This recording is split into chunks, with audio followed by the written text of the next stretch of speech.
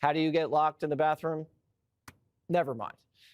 Americans are getting laid off all the time in the private sector. Mass layoffs. The Washington Post just laid off 4% of its workforce.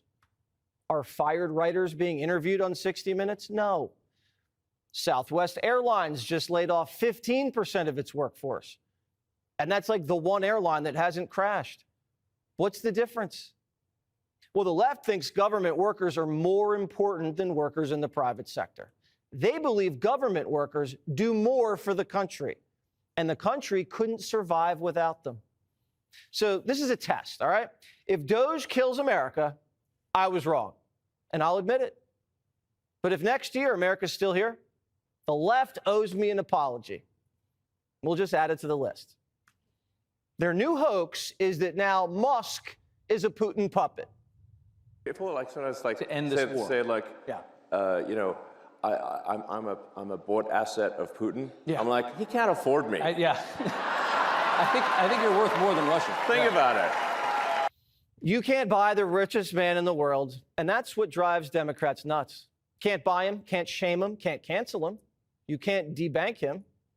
And the world's richest man is teamed up with the world's most powerful man. Now Trump has the Secret Service. He should be in good shape. We hope, we pray.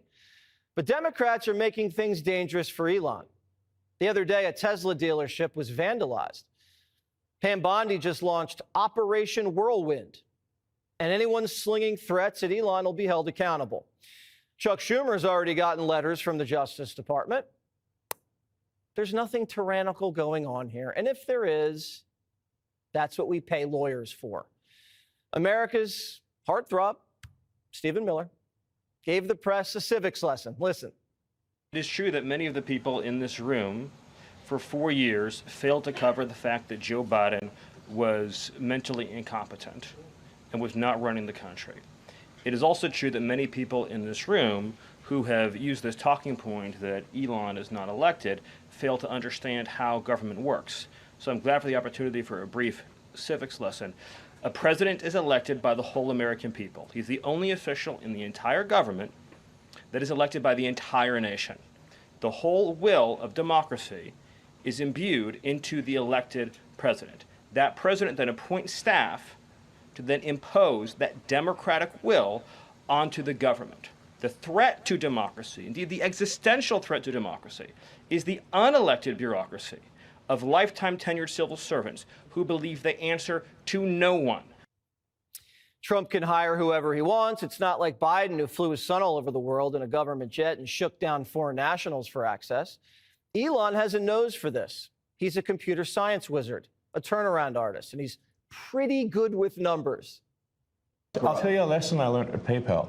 You know who complained the loudest, and the quickest and the loudest and with the most amount of righteous indignation? The fraudsters. That's who complained first, loudest, and they would generally have this immense overreaction. That's how we knew they were the fraudsters. That's how we knew. It's a tell. And welcome to Hannity. And tonight we are nearing the end of a transformational month in the Washington swamp. Now, to say President Trump hit the ground running hard, that would be one of the greatest understatements of all time. And not only is Trump fulfilling his promises to all of you, the American people, even fake news CNN, our friends, they've pointed out Trump has remade the American electorate. Republicans are now surging in the polls. Democrats are hitting record lows. Congressional Democrats, one poll now at a near 22% approval rating. And Americans of all walks of life are finally coming together. Remember, all that unity that Joe Biden promised, well, President Trump is actually delivering on that promise. Now,